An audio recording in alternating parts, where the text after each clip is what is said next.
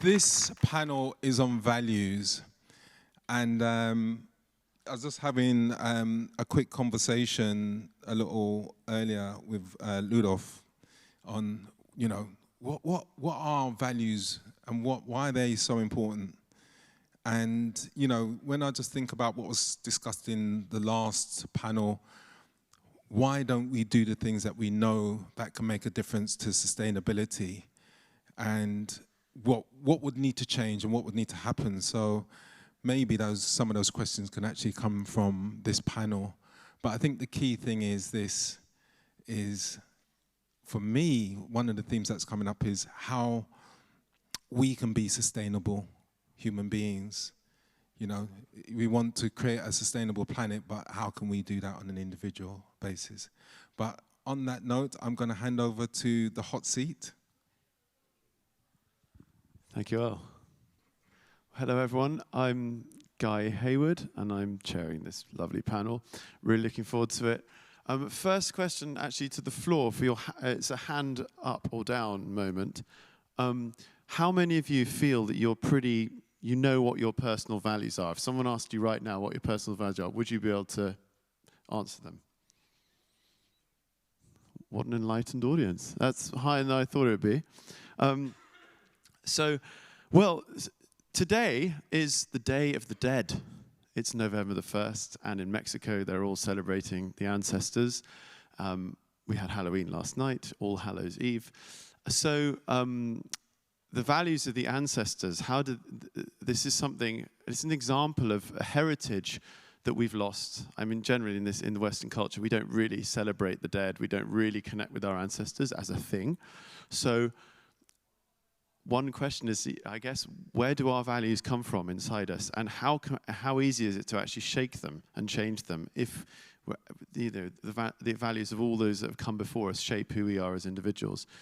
And we're in the Huxley Lecture Theatre, and I actually did an ancestors pilgrimage to Aldous Huxley's grave this week. This is a different Huxley. This is T.H. Huxley, I think, who was Charles Darwin's bulldog.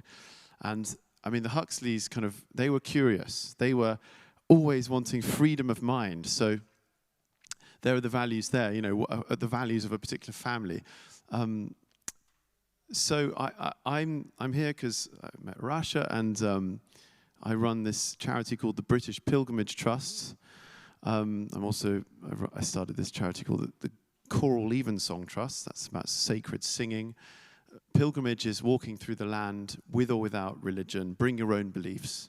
It's a way of exploring your inner values. It's about exploring who you are, how you connect to other people, how you connect to nature, your heart, your mind, your soul, everything. And so I guess that's why I'm here. I'm also part of a musical comedy duo which looks at the difficult. I would do like a Putin version of Sugar Plum Fairy and a lingerie version of Bach's Air on a G-string. Very strange things. But how do you look at difficult subjects like Brexit or whatever, subjects that split people, and how do you bring them together? So I think community is a value of mine. I think if I was to say a defining value of who I am, it would be bringing people together in different ways. And I was going to put the first question to all the panelists is, if you had a defining personal value, which you think is something that people would say, this is you, and this is special, unique to you.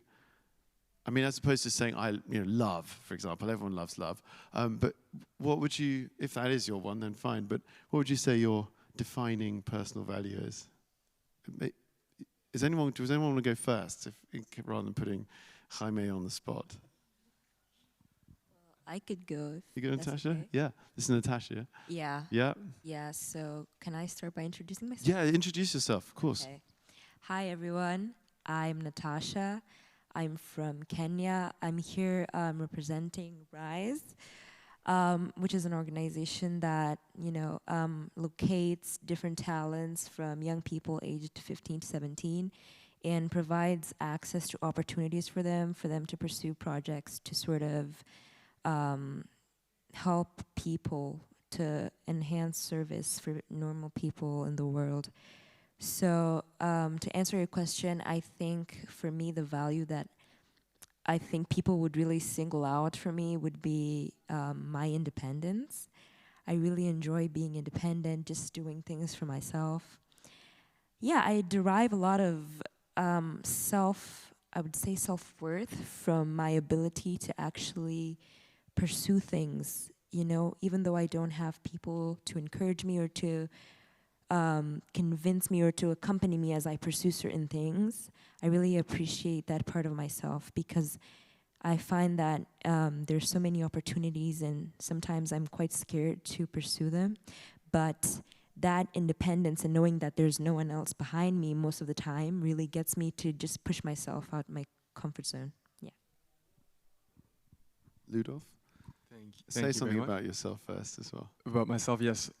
Thank you, Rasha, for inviting me, and thank you, everybody, for staying on for the last panel, and very nice to meet everybody. So, my name is Ludolf. I grew up on the countryside in Germany, and I've spent living in 6 different countries the last 10 years, and my major value maybe is curiosity. I love learning about other people's cultures, places on this earth, and sort of try to take the best out of everything into my own, and just feel like if more people would live like that and just see value in everybody's culture and way of doing things, we would probably all live in a bit more harmony. So in 2021, I was studying in Cambridge. I was doing a master's, and I felt the most valuable thing about the institution of Cambridge was actually the college system. I'd studied business before, and I found my lectures, actually, especially because they were happening on Zoom, rather uninteresting, but what I found extremely valuable was having peers around me who were all very sort of passionate about whatever is their topic, whether it's physics, history, or finance. And so we created an organization called Paloneo, and Paloneo enables interdisciplinary exchange of ideas, so just like a college does. And that we started building that simply thinking about okay, what are the values of our own college? What if we build it from scratch in the 21st century? And we defined those 3 values, given this is the topic of the panel, as the 3 C's. And those are curious, cosmopolitan, and conscious.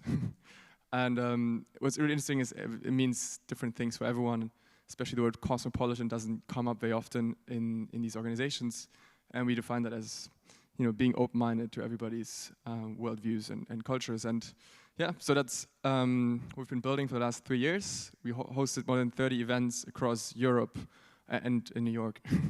And so far it's a membership organization, and we're looking at, as a next step, to also add a sort of incubator venture studio to it, so that we can become a sort of, inspired by the Oxbridge College culture, but really more focused on how do we enable entrepreneurs to maybe, bring out their ideas into the world through the power of the community.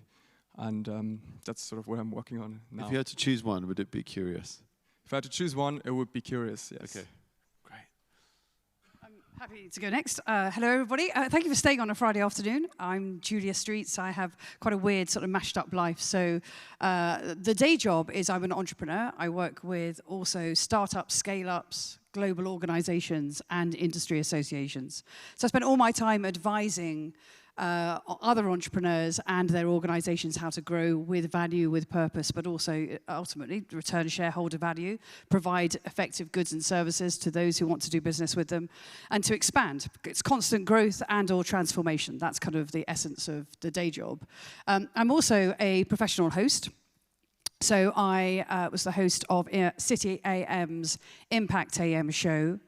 I've hosted the Energy podcast. I have various other podcasts. So I talk to a lot of people about values and growth and transformation. And then the third thing is I'm also a senior executive coach. So you talked actually about human beings in the mix. We talk a lot about the mental health of teams, but we don't talk very much about the mental health of leaders. And everything I do is about helping leaders to become happy, fulfilled, and successful on a sustainable basis. So you can see why I was so excited when Rasha called up and said, I've got this thing, do you fancy coming to talk? And I'm like, this is absolutely my kind of gig. I also was a former stand-up comedian, so this is kind of an opportunity for me to sort of bring some of that, things that matter to me, into my business life as well. For me, the biggest value that I have is relentless optimism. which can be quite annoying after a while. But it is the relentless optimism that wherever you are and wherever you come from, you absolutely have agency. You absolutely can look at any situation. Some people might call it a growth mindset. You can describe how you like, but the fact that actually every single day you face choices. And every single morning you wake up and go, I have choices today. And I'm going to be optimistic about things that I can do. Obviously, there's always a dose of realism, but never be afraid to push the boundaries of realism with your optimism, because you do have agency. One always has agency, and there are things that you can do. And I'll give you an example. You know, in business swerves all the time. You know, we start the year in one place, and then things happen. Clients give you notice, new ones come in. Any leaders in the room will know you have to wake up relentlessly optimistic, because if you want to drive your teams and people around you, and that's friends and family, you've got to be standing there just going, we absolutely can do this. So you've got to believe it deeply. And if you don't believe it, then actually ask yourself, that's a curiosity point, why? Because we all have agency. You want to go, Valentina? Yeah, so I'm Valentina. I'm also representing RISE. And, well, a little bit about myself. Well, for my RISE project, I think they have already talked about a little bit RISE projects. I worked on making accessible, sustainable living strategies in rural areas in Mexico. So, well, for the values, I'll say that people can identify me as a genuine person. And in the sense that I always stay true to myself, and it comes really good for you saying that Mexico being the Day of the Dead today, and yeah, coming to London and staying true to myself, to my roots, remembering where do I come from, is something that stays for me always. And yeah, it's sometimes difficult to stay true to myself, coming from far away. And yeah, I think that I'm being here just because I've stayed true to myself. How do Brits make it difficult for you to stay true to yourself? I'll say it's a really different culture from Mexico. In Mexico, I'll say people are more warm, I don't know, I think we care more about, like, in the sense, like, random people we don't know. Like, I would just say, like, oh, hi, whatever. And here in London is super different. Like, everyone is just in their own thing. That's something that's been difficult for me, I'll say. So the value might be warmness or open-heartedness, or? That's probably like a value of Mexico, I'll say. Yeah. But like, yeah, that's something that's part of me. But yeah, staying true to what my essence is, like not changing whether I'm in London, whether I'm in Mexico, being the same person always. It's something I'll say. Sounds good. Yeah. Thank you. Hi. Hi everyone. Thank you very much for inviting me, and thank you for being here. I'm Jaime. I come from the tech startup world. I've been a founder, investor, operator, pretty much everything. And in the startup world, as you may know, there's a lot of pressure on we are in survival mode most of the time, and sometimes it's very hard to think about long-term values, sustainability. But yeah, what I've learned in the years that it's really important to be aligned to these values. I was remembering many years ago when I was like thinking of starting a new venture. I met with a mentor, and I was telling him my idea and asking, wanted to know his opinion on if it was a good move, if he would recommend doing it. And I was talking to him about the market, the projections, the investors I had met, and he told me, like, okay, let's talk about your values. And I was very confused. I didn't really know what he meant, and I almost told him, let's first talk about my issue, and then we can talk about whatever you want. But then he told me about how it's important to think about your values once in a while, and think of your life in terms of those values and see if everything is aligned, because if not, it's very easy to make the wrong choices. And that was the first time I thought about my values. It was a bit uncomfortable. I didn't really know how to think about them.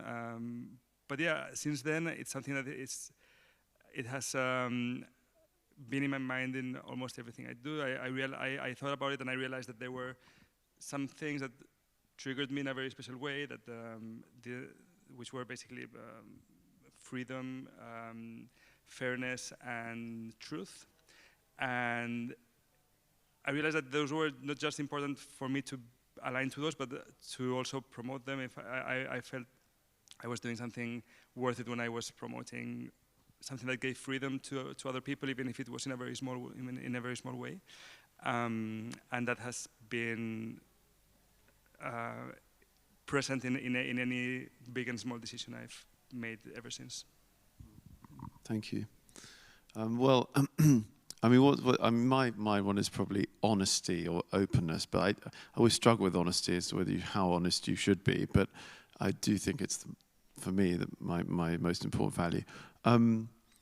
But what's interesting is when you ask people that question, they had the different answers. I mean, we've had completely different answers from every person. And I think this is one of the wonderful things about being human, is we need all these different people with different value systems.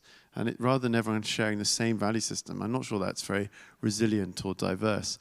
Do any of you want to respond to each other? Because often these things can be just like one person after another, and then we start the next question, then it's one person after another. So do any of you have anything to say to each other, or we can just move on? But I wanted to give that opportunity in case we can move on. Okay, great. Well, so the personal, that's an important part. But then there's the moment when the private values meet the public values. And for example, you may have certain beliefs at home, and then with your family, or the way you live your life when you go home. And then when you go into work, you're in this other environment, and you kind of have to sign up to their values, or even if you're leading the company or the corporate situation, you're still having to be a different person, maybe slightly different. And I just wonder, when have your values been tested by this, where you've come up against that kind of public-private kind of tension, where suddenly, like, your own values go against what you're seeing in the wider workplace, and you don't really know how to reconcile? And how did you get through that? That would be one question I'd ask. Again, the first person that can think of that thing that comes straight to mind. I'm happy to jump in. Thank you. It's a really good question, actually, because life is, and particularly, all life, but actually I think it is particularly through the lens of business life. You're constantly making trade-offs, right? It is I mean, you'll understand this incredibly well. In fact, I think anybody and everybody in everything you're doing is you have to make these constant trade-offs. So having a sense of your really strong values will be your guiding light. So for me, I kind of come back to this whole thing about relentless optimism. You always have agency. And that has been very helpful for me when I've been working with people who I don't feel are right for us. And it's very hard in business. It's probably one of the hardest things to do in business is to turn work away. So I remember our third ever client, and I always and sort of if you begin to kind of stretch down about scratch under the surface of relentless optimism, and that is fueled by energy. And if I have clients, or I have collaborators, or I have team members as well, that I feel that actually aren't aligned with the energy. Now, I'm not saying everybody has to be an extrovert. What I'm saying is that everybody's aware of energy and the impact that energy has on others. And that's a whole probably panel in and of itself. But I had one client, and I just went, and actually they completely ruined my weekend.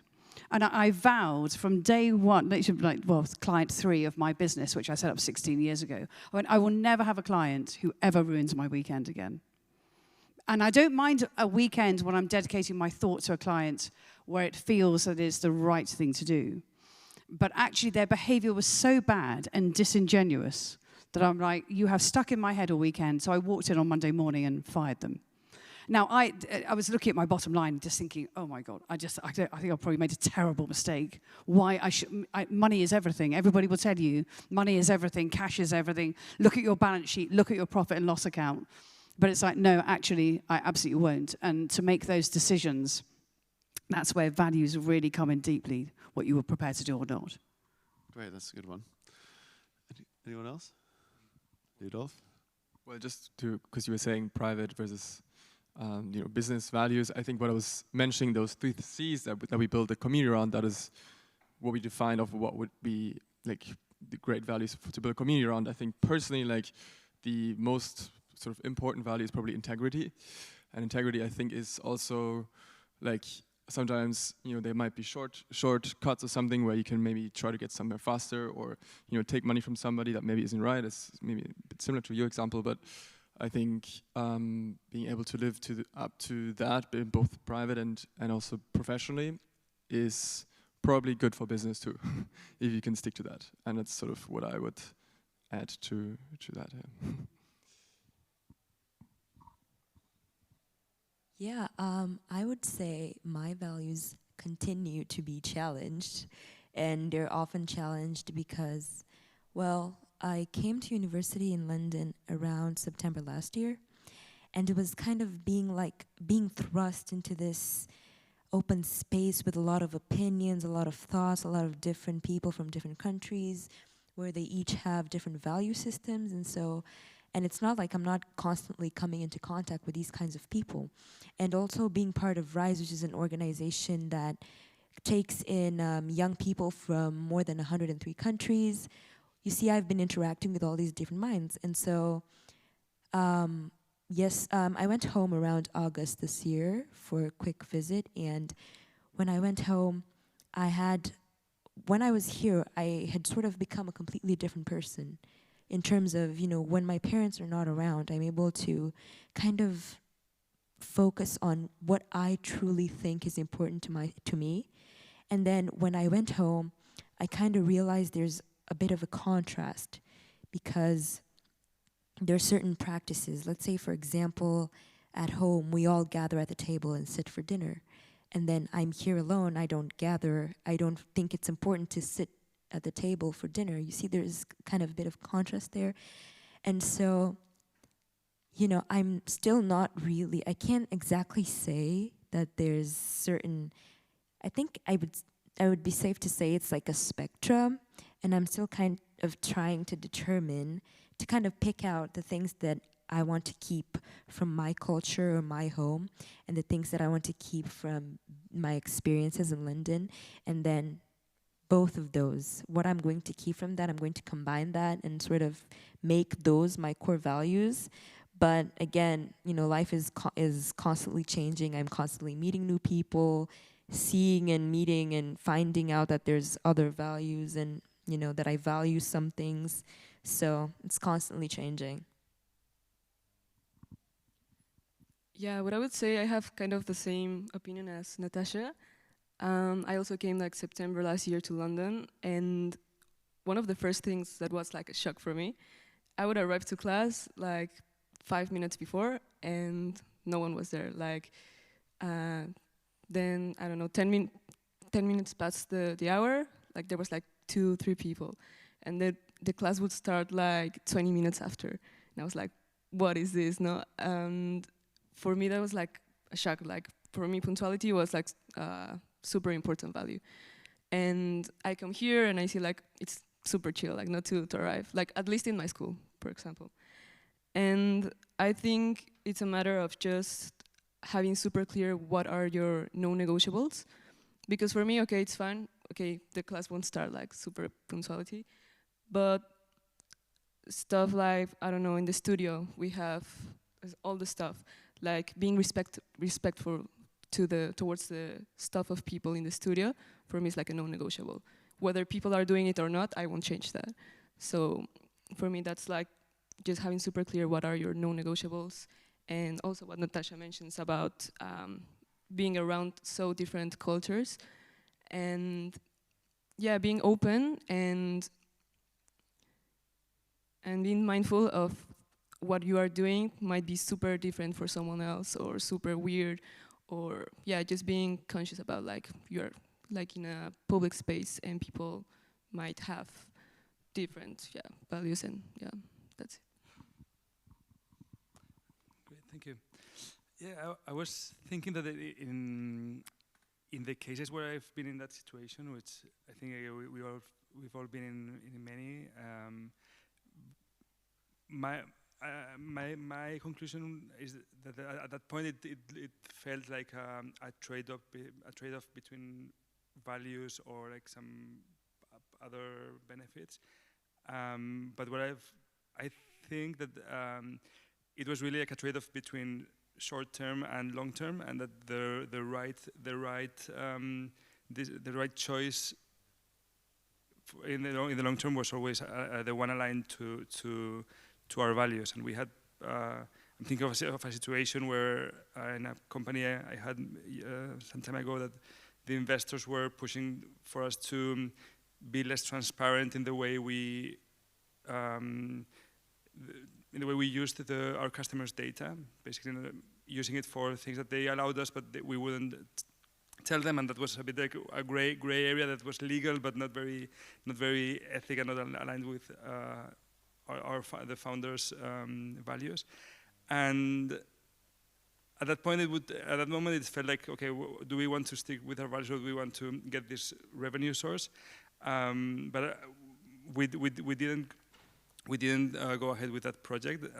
But I think that in the long term, it wouldn't have been a good choice, even from a business point of view, because we would be all like spending so much time trying to get adjust that situation to our values, or like trying to change it, and probably kill it off after some time. That it wouldn't have been worth it, and we would have, in addition to all the risks that involved. So. Yeah, I think like in the long term, normally it's a good choice to follow the values. I think for me it would, when with the Pilgrimage Trust, I guess I do have my own personal way of looking at the world, and one thing I want for people is for them to walk their own path and to discover their own values, what they think about the world, and provide the best practice for that. But there do come these moments where I feel that a tension between leading others and just giving them space to not be led, and actually to discover it for themselves. And I think in this context of the sustainability that we're trying, we know that we need a new paradigm. We know that. Well, we can feel probably that things are shifting quite fast right now in the world, in various ways, both negative and positive. The speed of change does seem to be speeding up. But when you've got that speeding up of change, you've got the traditional values of where you're brought up, like you were saying, Natasha. And I'm just wondering what you think about this thing between having your own values and keeping them to yourself, and then seeing someone else's values and thinking, I don't know, there will come a moment where we think that's wrong. Like, you need to change that value to move to the next level for humanity. And yet, if you do that, you're sort of dishonoring someone's own values. And that's another interesting like tension point, which is, how much do you feel it's okay to shift people's values for the good of the world, when they may just have a different view to you? And I just wonder if there are any examples you can give of that, or is this an issue that you come across yourself, and do you have any like strategies for how you help people in your own way, the way you look at things, move to this next level that we all seem to need to move to? Yeah, it's a bit of an open question, that one, but it's broadly speaking, how much should you influence other people's values?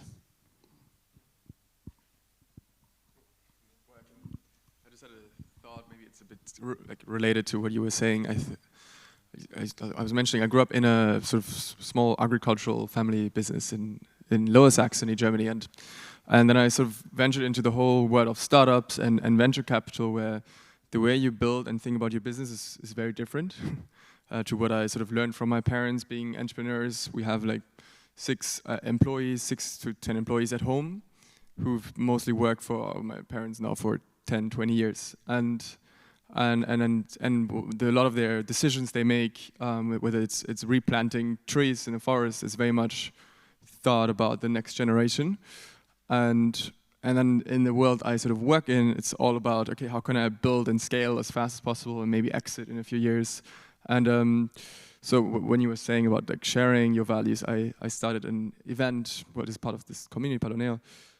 Once a year I bring together sort of founders of startups and VCs together on the countryside, and first of all see maybe, okay, this is what happens when you think in generations and build a business like that.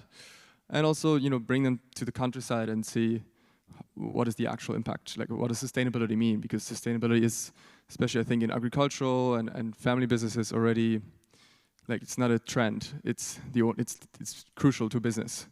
And I think this mindset and value set of thinking more sustainably has become, a trend, a consumer trend, an investment trend in the last years. But in the end, I think it's something that every business that has lasted for more than one generation breathes and lives. And so that's one way where I'm trying to bring two worlds together.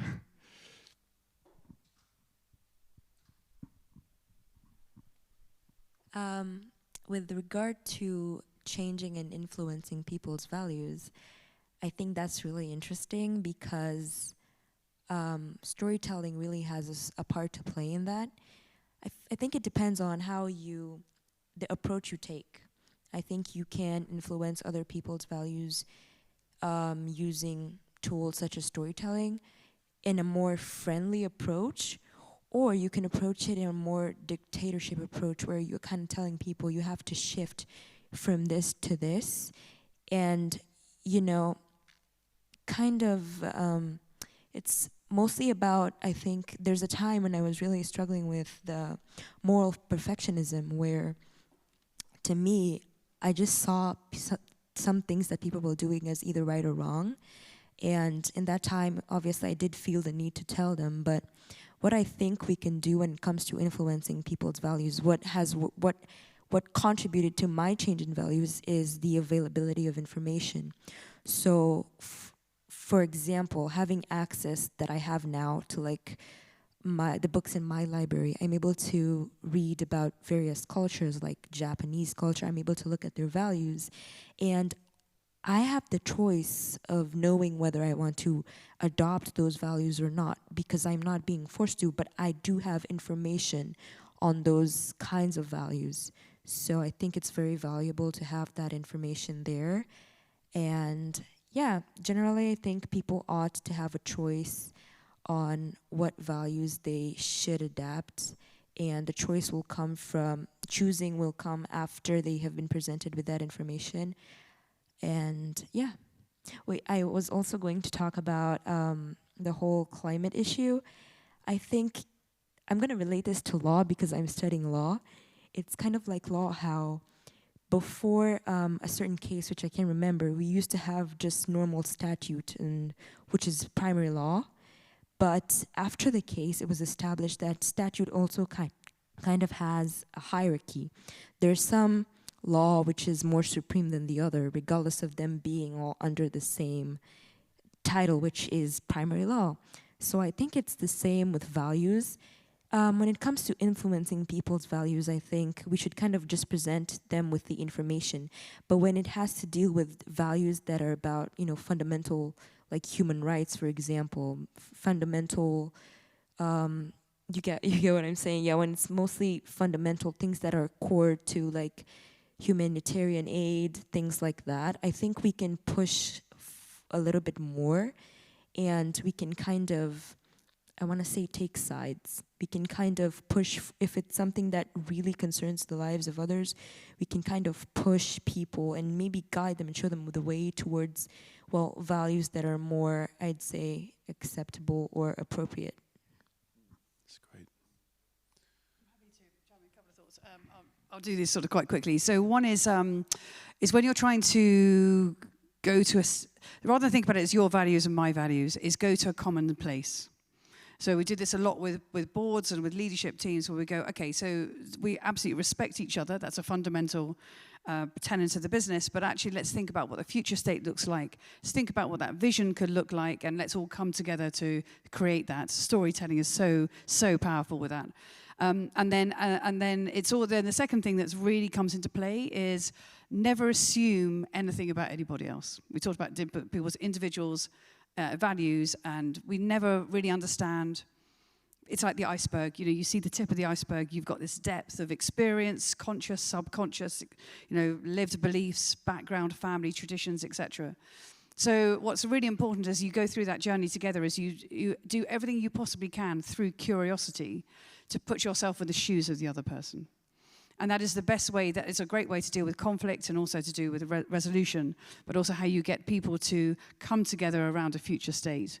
And then you can redefine your guiding values as a collective as you go forwards, and then you can hold each other to account with them as you go forward. If you don't do that, I would kind of argue that the risk is you get into a position where we'll go, well, you know, that's maybe the direction we're going in, but that's your value, not mine. And then you actually create potentially more conflicts. But if you can do that together, that really helps. But you've got to go through it with curiosity to understand and endeavour to begin to understand another person's point of view. Yeah, I'm reminded of the Rumi quote. Okay, 5 minutes, great. The Rumi quote, beyond right doing and wrong doing, there is a field. I will meet you there. So this is kind of what you're thinking about. So Valentina, or Jaime, do you have anything to say about this? Yeah, I'm happy to go next. Yeah, what I was thinking was, I think, very, very closely related to the common ground approach. And I was thinking that the situations in which I've been more effective in influencing other people, and by the way, I don't think there's anything wrong with trying to share your values.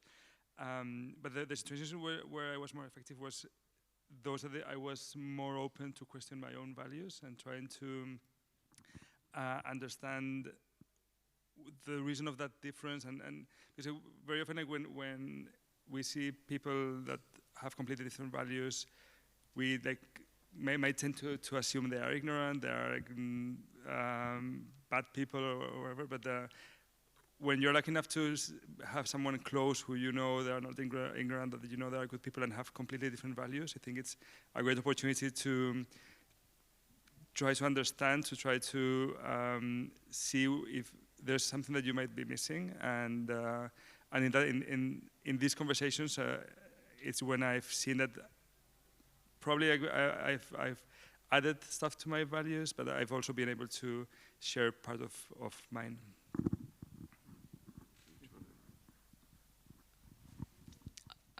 For me, I'll say I have a bit of trouble with this because I'm normally a person that prefers to understand before being understood, like to listen before the rest, rather than to me to start to impose whatever like I want to say.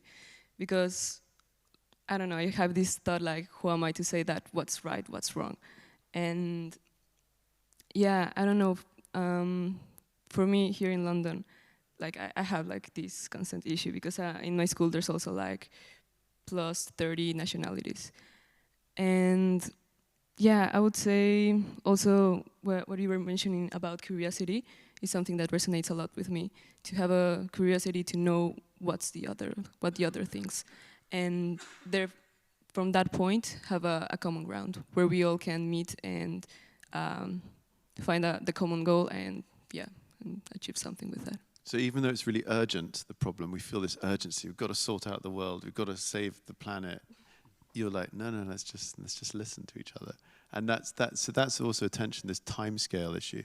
But I think we're probably moving into bigger realms there. I'm just going to throw a question out to all of you, and then we're not going to answer it now, but maybe right at the end, which is a piece of practical advice about values that for the audience and for the online audience that you want to give at the end of all of this.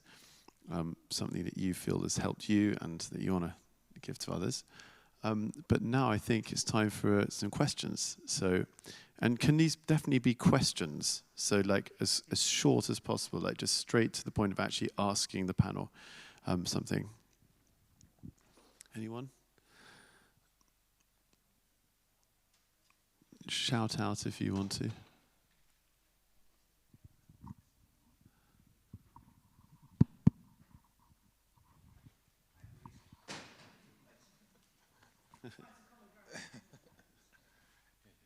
Yeah, thank you very much.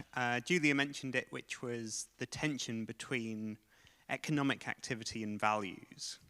And I wondered, as we talk about climate and as we look at the economic system, at what point does it become impossible for us to be economic actors?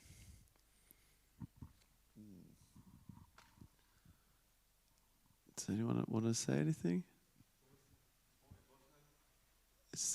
At what point do we become, does it become impossible to become economic actors if we are acting in alignment with what the planet needs? Is what I understood from the question. But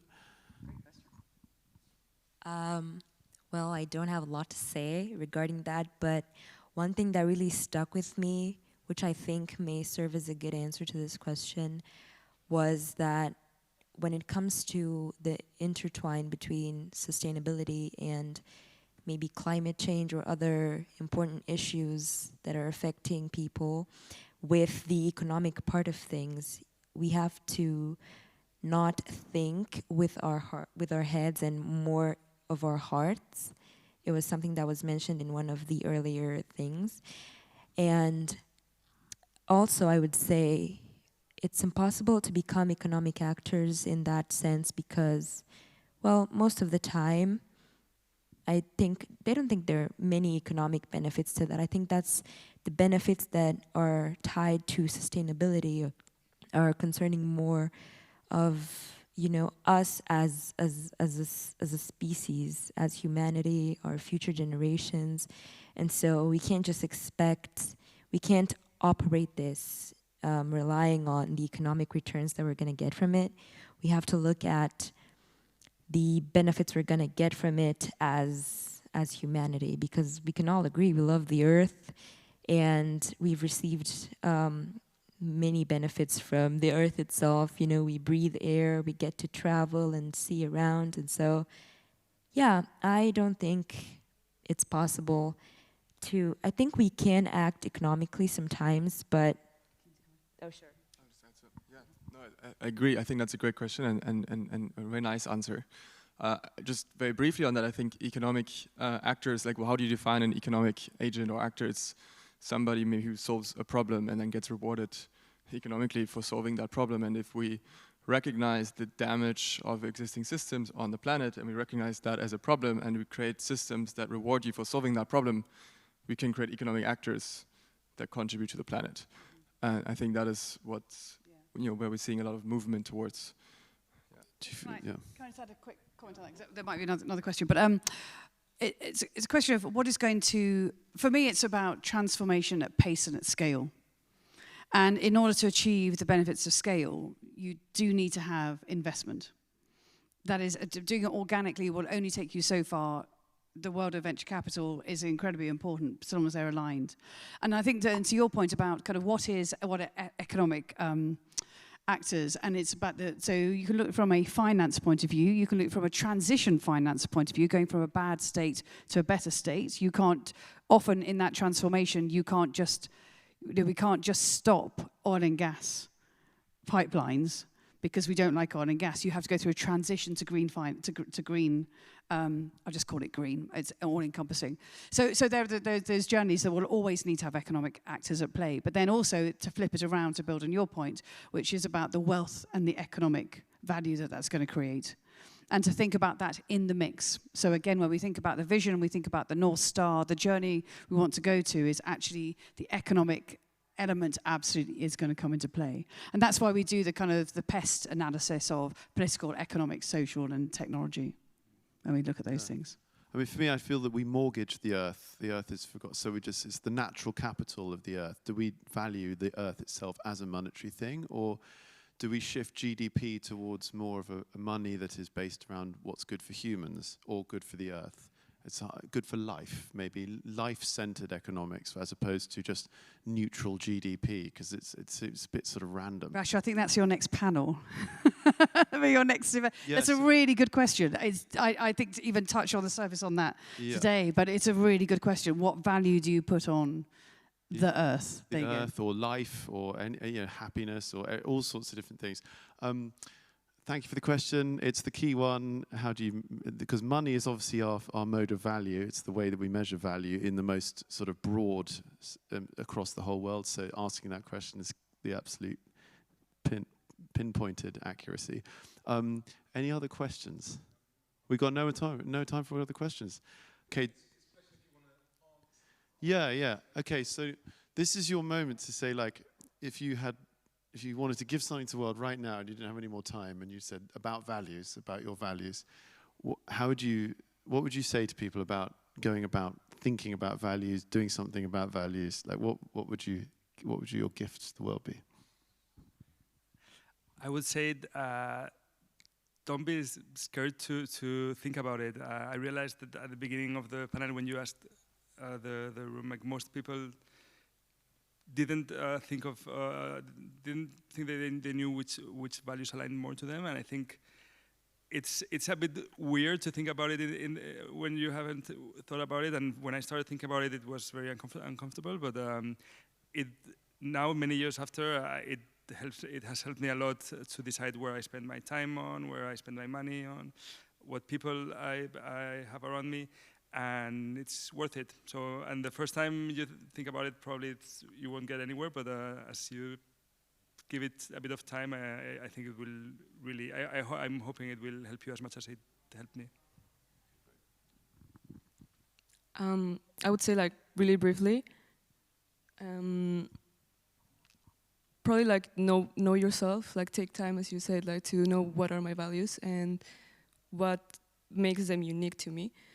And also be curious about knowing the other, and in finding, like, other values, knowing people, and yeah, I would say be curious about everything and take what's yours and keep it and don't change it for everything. So be genuine with whatever you take on your values. I would say one is to be open, and the second one is, as long as it matters to you, nothing else matters. Sorry, we can do this really interesting kind of almost like Olympic relay thing. So the best way I've seen this described is, ask yourself, if you were to, and I hope you take this in spirit, this is intended, is if you were to leave this mortal coil tomorrow, if you drop dead overnight, what would you want people to say about you? And it's not what you own, what you drive, it's not what you wear, it's not the brands you carry, it is deeply who you are. And that will give you, first of all, hopefully it gives you a little bit of a pause for thought, goosebumps, and that is the moment where you begin to go, that is truly who I am. Absolutely, that's great.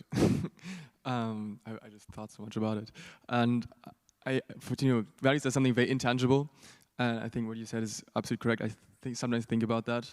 What we did at Paloneo was really think very clearly about, like, what are the values we want to build a sort of platform and community around. And I was mentioning curiosity. When we then actually put it into action, we bring like 80 people together that we invited based on the values. People literally feel it, and there's like energy that is almost can be touched. And people, when you say, okay, we bring people together who are deeply curious about the world and others, there's conversations don't stop. People realize, wow, everybody's so open-minded. I spoke to so many people. And so sometimes we feel that, okay, values are so intangible and like fluffy. But when you then bring it into an event or something, we really sometimes see the actual impact of that. So can only recommend doing something like that. Of course, yeah, we didn't do very well. It's fine. For me, I was thinking there's something about values which is about feeling. And so for me, the practical advice, I guess, is what do you feel? And when you think about values, don't think about it. Feel what your values are in your heart. because that's where the real engine of change comes from, is your heart. It's the power of everything, it's the life force, it's what will drive anything you do. And the head just is there as a kind of stabilizers on the bike. But the thrust of the bike, the moving forward is your heart, I think, and your head is just there to do the checks and balances and deal with the facts and things like that. But that would be my advice, is as much as possible, feel your way through this. Okay, thank you. Perfect timing. Thank you so much. Round of applause for the panel, please.